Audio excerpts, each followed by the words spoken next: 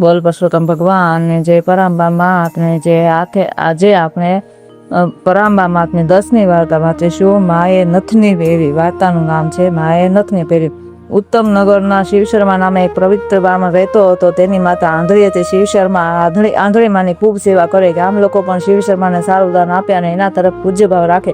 ગામના નદી કિનારે પરાંબાનું મંદિર. શિવશર્મા ત્યાં પૂજારી તરીકે પૂજા કરે. રાજા રામસિંહ પગાર બહુ થોડો આપે, પણ શિવશર્માને તો માની ભક્તિનો અમૂલ્ય લાભ મળે એટલે ધનની એને કદી આશા રાખી નથી. આંધળી માને દોરીને નદીમાં રોજ સ્નાન કરાવે, પરાંબાના મંદિરમાં લાવે. આંધળી માં હાથ જોડી માને પ્રાર્થના કરે, માં મારા ગયા જન્મમાં કોઈ પાપ હશે એટલે હું આંધળી થઈ તારા મુખનું દર્શન નથી કરી શકતી, પણ માં તું તો મારું મુખ જોવે છે, બસ રોજ મારી હાજરી પૂજે. જય પરાંબા. આથી આગળ ડોસીને કાંઈ આવડે નહીં.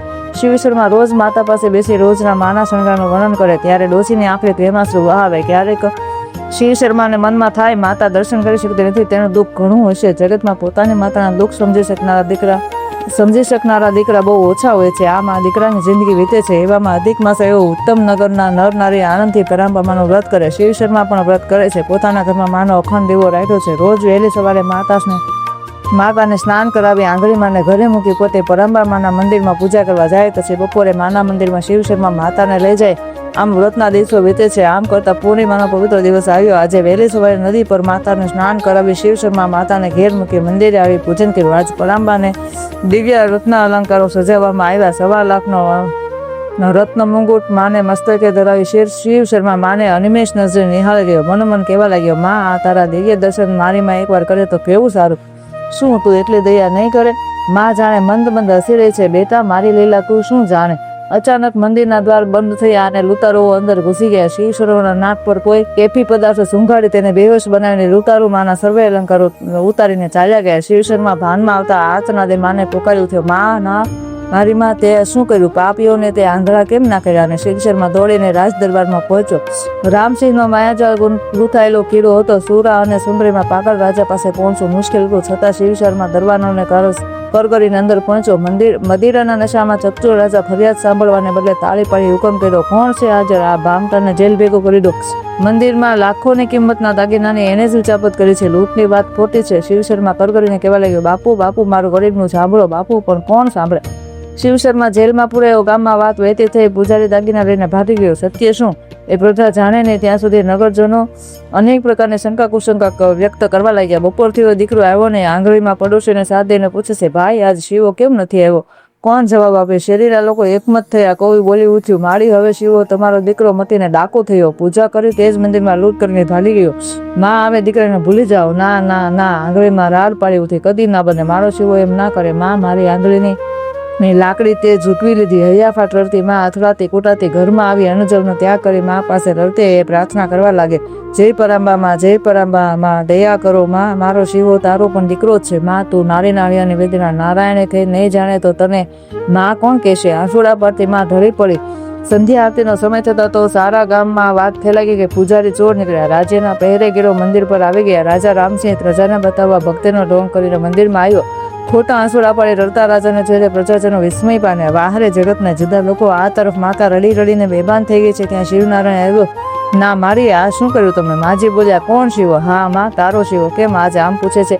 પૂનમ હતી એટલે પૂજામાં થોડું મોડું થયું. ચાલ તને દર્શન કરવા લઈ જાઓ. ઓ દીકરા તું હવે મને માં કહેવાયું? શું માના આંગેથી દાગીના ઉતારતા તારું હૈયું ફાટે ના પડ્યું?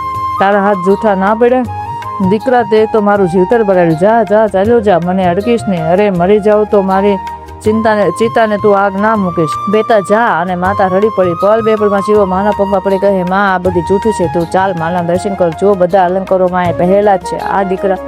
હા દીકરા તું આંગળી માને જ બતાવે ને. તું એ મસ્કરી કરી લે. બાપ જેની આંખ ફૂટી એનું ભાગ્ય ફૂટ્યું. માન માતાને સમજાવી શિવશર્માએ આંગળી માતાને ખભે બેસાડી લીધી અને મંદિરે લાવ્યો. મંદિરના દ્વાર ઉપર પહેરેગીરો નિંદ્રાધીન છે. દ્વાર ખુલી ગયા. માતા જ્યાં મંદિરમાં પ્રવેશે ત્યાં ઘંટનાદ થયો.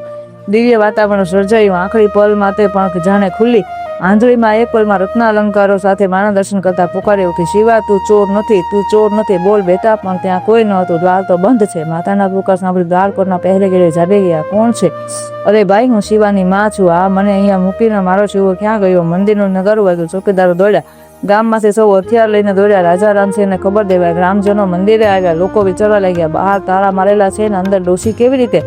જરૂર શિવો ડાકુ મૂકી ગયો હશે. ત્યાં તો છડી પોકાર થયો. રાજા રામસિંહ પધાર્યા. મંદિરના તાળાની ચાવી તો આજ રાજા પાસેથી દ્વાર ખોલ્યા.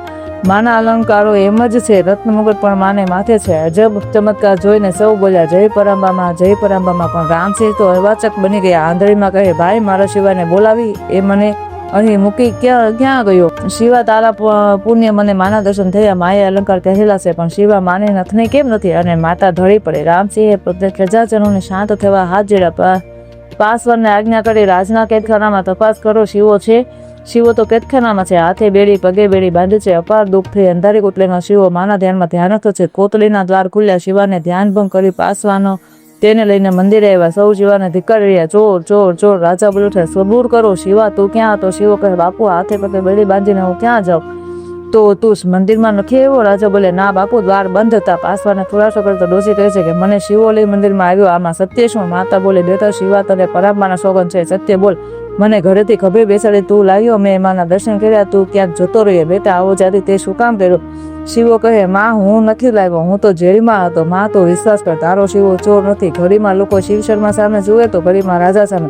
ત્યાં સ્વયં રામસિંહ બોલ્યા શિવ શર્મા નિર્દોષ છે. મેં જ મારા માણસોને લૂંટારૂના વેશમાં મોકલ્યા. મેં જ લૂંટ કરાવી. અને જ્યારે શિવ શર્મા ફરિયાદ કરવા આવ્યા ત્યારે મેં એને કાળી અંધારી કોટડીમાં હાથે પગે બેડી રાખીને પૂરી દેવડાવ્યો. તો ડોશીને બંધ બારના મંદિરમાં લાવનાર કોણ? અલંકાર ધરાવનાર કોણ? શિવ શર્મા પરાંબા મને સંપૂર્ણ શણકાર છે પણ નથને નથી. આંધળી માને કહેનાર કોણ? શિવ શર્માના બંધનો એક ક્ષણમાં તૂટી ગયા. માની મૂર્તિમાંથી જાણે તેજ વર્ષા થઈ. રામસિંહ ગભરાયા. પૂજારીના પગ પકડે કહે બચાવો બચાવો, હું જ ચોર છું. મારા હાથ પગ જૂઠા પડે છે. દેવ તમે તો દયાળુ છો. માને કહો મને માફ કરે.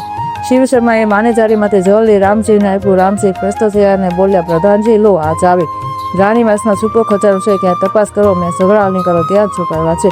પ્રધાનજી મેલે પહોંચ્યા છે તો ખજાનો બંધ છે. ખોલીને જોઈએ તો એક માને નથી અંદર પડી છે. જે લઈ પ્રધાનજી આવ્યા. રાજા રામસિંહે શિવ શર્માને આપતા કહ્યું દેવ ક્ષમા કરો, લો આપના જ હાથે માને ધરાવો. ના રાજન હવે તો આપ જ માને ધરાવો. હું તો ઓરમાયો, મારે માથે તો ચોરીનું કલંક. રામસિંહ ના ના આપ ચોર નથી, હું જ પાપી. મારી પાપ લીલાઓ વાંચવા મેં જ તમને ચોર ઠરાવ્યા. સૌ કરગરી ઉઠ્યા. આંધળીમાં બોલે બેટા મારી તો પ્લીઝ ભરે તું નિર્દોષ છે. આંસુ ભરી આંખે શિવ શર્મા પરાંબા પાસે જઈને કહે માં હવે તો તું જ આ નથને પહેરી લે. માં મારી માં. અને હીરા પર તુલંથી મંદિર ગાજ્યું કે હેવ ભક્તજનો રડી પડ્યા માં દયા કરો દયા કરો. અને જ્યારે માં કહેતી ન હોય લે તેરાવી દે તેમ પરાંબામાનું મસ્તક નન્યું. પળમાં શિવ શર્માએ માને નાકે નથને ધરી અને પાછું એ જ માની મૂર્તિનું દિવ્ય સ્વરૂપ. સૌ શિવ શર્માના ચરણોમાં પડવા દોડ્યા. ક્યાં તો સૌને રોકીને શિવ શર્મા કહે માતા હું જેલમાં હતો ને મંદિરમાં કોણ લાવ્યું? માતા કહે બેટા તું જ હતો. રોજ તો મને દોરીને લાવતો, તે જ મને આજ ખભે બેસાડી. માં એ હું નહીં, મારી આ માં હતી. જય કરાંબામાં, જય કરાંબામાંનો નાદ ગાજી ઉઠ્યો. ભક્ત ખાતરમાં સ્વયં શિવાનું રૂપ લઈ આંધળીમાની સેવા કરી દર્શનનો ટેકો પૂરો કર્યો. અને રામસિંહે ત્યારે તલવાર અને મુંગટ માના ચરણોમાં મૂકી દીધા. હવે આજથી હું પાપી રાજા તમારો રાજા નથી, માનું આ રાજ છે. હું તો ચાલ્યો માને ધાન પેતો. રાજા પોતાનો મસ્તક ઉતારવા જાય છે ત્યાં પૂજારીજીએ અટકાવ્યા. રાજન પાપનો પ્રાયશ્ચિત એ જ સાચો પશ્ચાતાપ છે. આત્મહત્યા એ તો મહાપાપ છે. રાજાનું જીવનનું પરિવર્તન થઈ ગયું. સૌને સત્ય સમજાઈ ગયું. આખી રાત્રે મંદિરમાં જ વીતી ગઈ. પાછળના બધા દિવસો સમસ્ત ઉત્તમ નગરમાં પરાંબાનું વ્રત ખૂબ જ ધામધૂમથી શ્રદ્ધાથી ઉજવાયું. છેલ્લા દિવસે ઉદ્યાપન પૂજન કરી રાજ્યની તિજોરીમાંથી પ્રજાના ધનનું સૌને સાચું દાન થયું. આમ અધિક માસનું પરાંબાનું વ્રત કરનાર શિવ શર્માને માએ પોતાનો કરી આપ્યો. ઓ પરાંબા માં તમે જે શિવ શર્માને રહો ને કહો છે કે ભગવાન ને જે કરાંબા માં આપને જે કૃષ્ણ કનૈયા લાલ ને જે બાળકૃષ્ણ લાલ ને જે સર્વે દેવો ને જે સર્વે વૈષ્ણવ ને જે